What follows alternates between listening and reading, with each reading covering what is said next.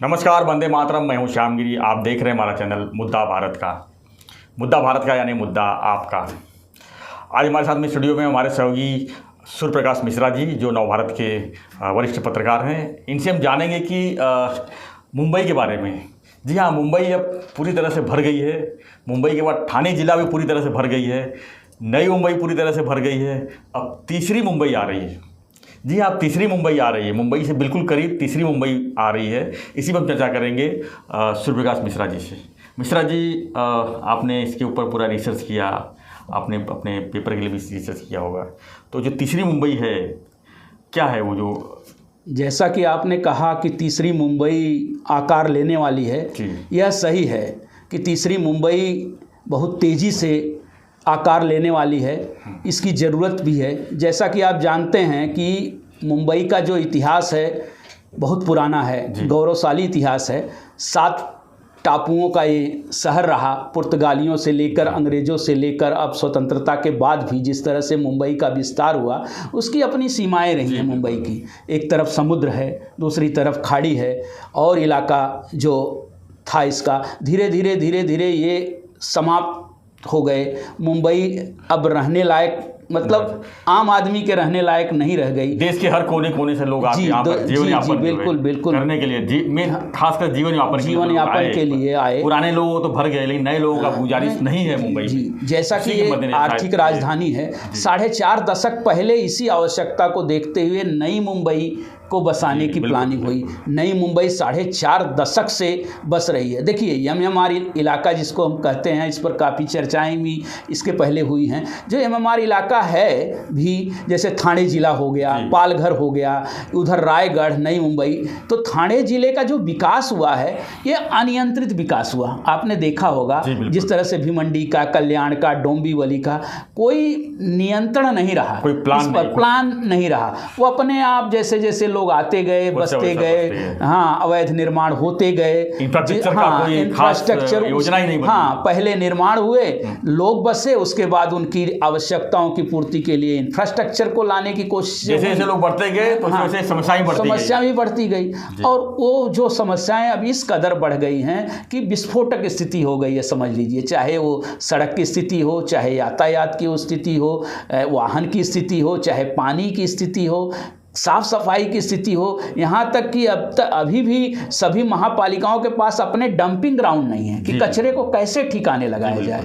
तो नई मुंबई के बाद अब तीसरी मुंबई की कल्पना की जाने लगी। पिछले दिनों एक बड़े कार्यक्रम में इंफ्रा के डिप्टी CM देवेंद्र फडणवीस जी ने खुद कहा कि अब तीसरी मुंबई की आवश्यकता है। और वो तीसरी मुंबई कहाँ? तो नई मुंबई से सटकर ही तीसरी मुंबई का निर्माण होगा। इसके लिए सबसे बड़ी अच्छी बात यह है कि MTHNL जो मुंबई ट्रांस हार्बर लिंक का निर्माण हो रहा है, जो शिवड़ी से नौवा सेवा पे तक 21 किलोमीटर का समुद्र पर सबसे लंबा ब्रिज महाराष्ट्र सरकार बना रही है। इसका 70 से 80% काम भी हो चुका है। 2017-18 में इसकी शुरुआत हुई, कोरोना के चलते लेट भी हुआ। तो ये अब आशा है कि इस लिंक की वजह से जो वो इलाका है तीसरी मुंबई, जैसे उरण हुआ, पनवेल हुआ, अलीबाग हुआ, उससे सटे जो इलाके हैं, करजत हुआ, तो इसका निर्माण यहाँ तेजी से होगा। क्योंकि ये मुंबई और ठाणे से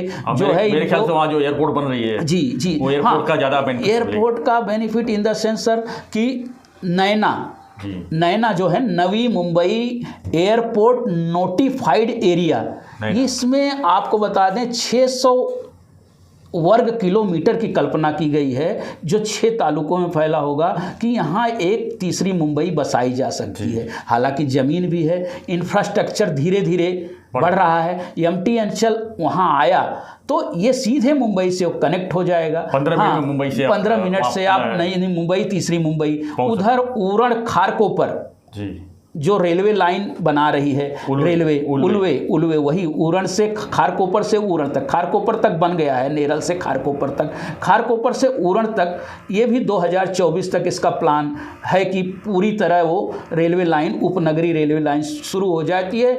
मतलब मध्य रेलवे का ये समझ लीजिए चौथा कॉरिडोर शुरू हो जाएगा। 3 कॉरिडोर मध्य रेलवे पे हैं, मेन लाइन, हार्बर लाइन और ट्रांस हार्बर लाइन, वो चौथा कॉरिडोर शुरू हो जाएगा मध्य रेलवे का। 5वां कॉरिडोर फिर आप देखिए देखिए कि पनबल से करजेत को जोड़ने की तैयारी हो रही। पनवेल से अगर करजेत जुड़ जाएगा, वहाँ भी 5वें कॉरिडोर की तैयारी है, वहाँ भी काम शुरू हो गया है, MRBC उसका काम कर रही है। इस तरह इंफ्रास्ट्रक्चर वहाँ जो किया जा रहा है ना, तो एक नियोजनबद्ध तरीके से वहाँ विकास की गुंजाइश है, क्योंकि वहाँ ज़मीनें हैं। वहाँ अगर योजनाबद्ध तरीके से सरकार ने काम किया, विकासकों ने उस पर ध्यान दिया, MMRDA ने ध्यान दिया, सिडको ने ध्यान दिया, तो वहाँ एक अच्छा शहर तीसरी मुंबई के रूप में बस सकता है।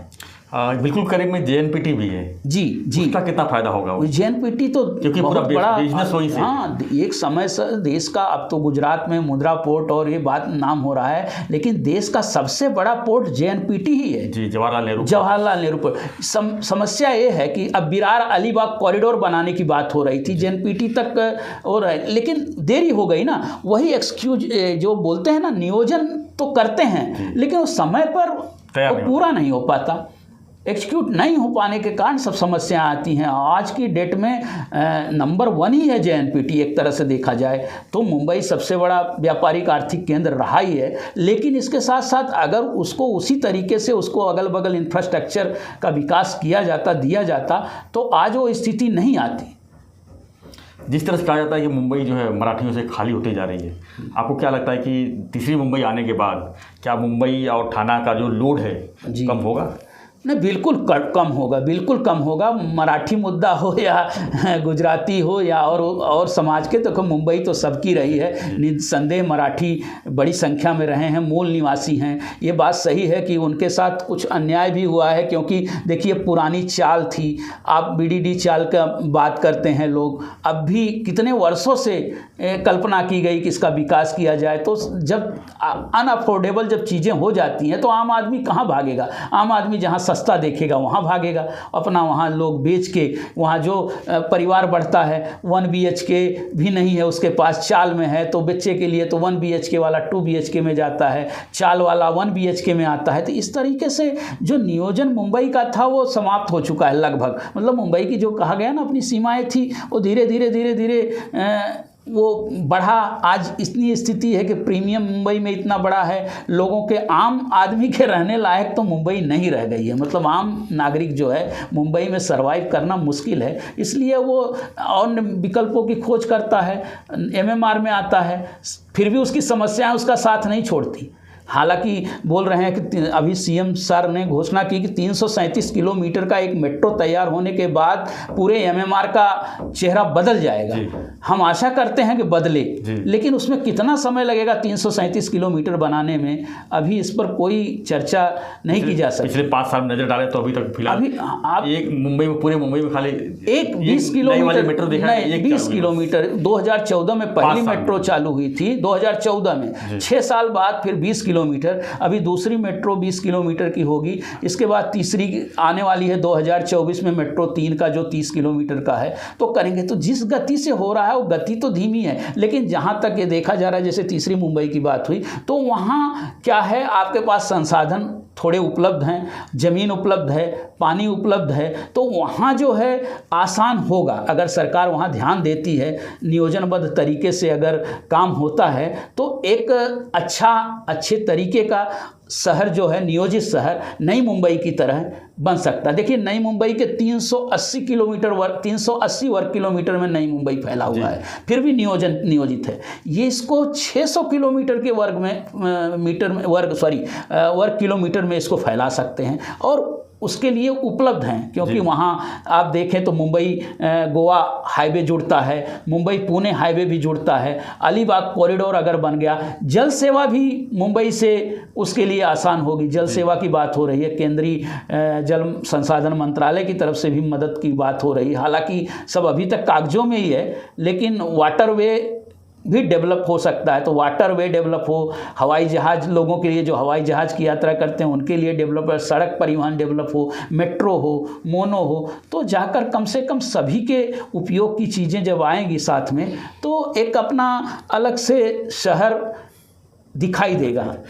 मिश्रा जी, एक इसमें एक और विषय डालना चाहता हूँ। कल हमने MCHI के अध्यक्ष जितेंद्र मेहता, उनसे भी हम बात किए थे, तो उनका कहना था कि रेसिडेंट्स तो बनते जा रहे हैं जी। अब तीसरी मुंबई में भी आप बात करो, रहने के लिए लोगों का व्यवस्था अच्छा हो जाए, लेकिन कमर्शियल तरफ कोई ध्यान नहीं दे रहा। जो कमर्शियल हब है, जो एक मुंबई कमर्शियल नाम जाना जाता, तो लोगों को रोजी रोटी जो है मिलती थी, हर कोई आता था अपने यहाँ रोजी रोटी कमाता था। लेकिन आज वो चीज़ नहीं रही है, और उन्होंने मुख्यमंत्री शिकायत भी की है कि यहाँ पर बाकी जगह जो बाकी जो स्टेट है, दिल्ली है, जैसे बेंगलोर है, हैदराबाद है, बेंगलोर है, जितनी फैसिलिटी वहाँ मिल जाती है, वहाँ पर यहाँ पर ऐसी कुछ 1000 गुना फर्क है दोनों में। हाँ, अगर आप वहाँ पर कोई चीज़ लेते हैं रेंट पे या कमर्शियल लेते हैं, तो उसमें और मुंबई में 1000% फर्क है। इसका कारण ये है कि कमर्शियल पर कोई ध्यान नहीं, कमर्शियल डेवलपमेंट पर कोई ध्यान नहीं है। यहाँ पर MIDC तो है, लेकिन वो सब फैक्ट्रियों के लिए है, लेकिन जो कमर्शियल ऑफिसेज होते हैं जिस तरह से होना चाहिए वैसा, क्योंकि अभी वर्क फ्रॉम होम ज़्यादा करके लोग ऑफिस में काम कर रहे हैं, लेकिन अब उसकी वजह से लोग बाहर नहीं निकल पा रहे हैं। नहीं, मुंबई की जैसा है ना, कहा कि मुझे लगता है, मेरा जहाँ तक अध्ययन, मुंबई की अपनी सीमाएं थी।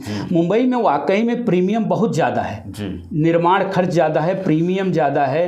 वो प्रीमियम की बात कर रहे थे वो लोग। हमने भी MCHI के उद्घाटन समारोह में भी CM साहब से ये मांग उठी थी बिल्डरों द्वारा। लेकिन ये है कि मुंबई को, आप मुंबई की ही बात क्यों करते हैं? मुंबई के किनारे और मुंबई के नई मुंबई की बात करिए, तीसरी मुंबई की बात करिए, और शहरों की बात करिए। केवल मुंबई में ही मुंबई को थोड़ा सा राजनीतिक रूप से या आर्थिक रूप से या सामाजिक रूप से थोड़ा अलग दिखाने का प्रयास किया जाता है, जहाँ तक मेरा मानना है। मुंबई होना चाहिए, उतना महंगा तो नहीं होना चाहिए। हालांकि जब मुंबई महंगा हो गया है, मुंबई एक आर्थिक राजधानी है, तो मुंबई को लगा कि मुंबई, लेकिन ये जो चीज़ें उन्होंने कहा है आर्थिक कॉरिडोर बनाने की, एक आर्थिक कॉरिडोर ऐसा बनाया जाए मुंबई में कि ताकि लोगों को वहाँ रोजगार और आर्थिक विकास हो सके। तो उस दृष्टि से जो है ना, ठाणे ज़िले में जैसे कहीं ऐसे आर्थिक जोन बनाए जाएं, नई मुंबई में जोन बनाए जाएं, तीसरी मुंबई में हो जाए कमर्शियल इंफ्रास्ट्रक्चर पे।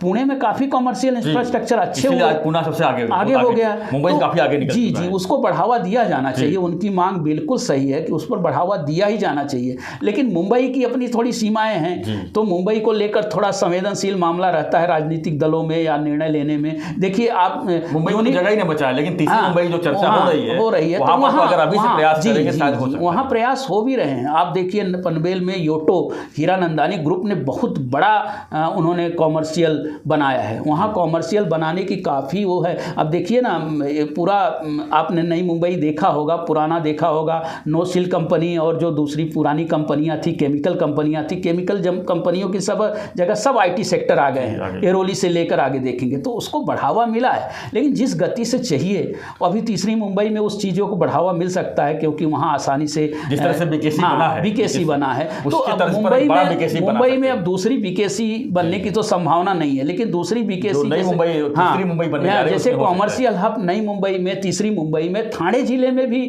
हो सकता है। ठाणे जिले में भी बहुत बड़ा इलाके हैं, शाहपुर है, मुरबाड़ है, इस तरह के इलाके हैं कल्याण के आगे, कि कुछ एक अच्छा हब, कॉमर्शियल हब या ऐसे व्यवसायिक हब बनाए जा सकते हैं, और जिसमें इंफ्रास्ट्रक्चर अगर आप देते हैं तो लोग आएंगे, निवेशक आएंगे, और उनको सरकार की मदद भी मिलेगी। सरकार इस दिशा में प्रयास भी कर रही है। मुझे लगता है CM साहब ने खुद कहा है कि इस दिशा में हम सोच रहे हैं और इस पर प्रयास करेंगे, देखते हैं क्या होता है।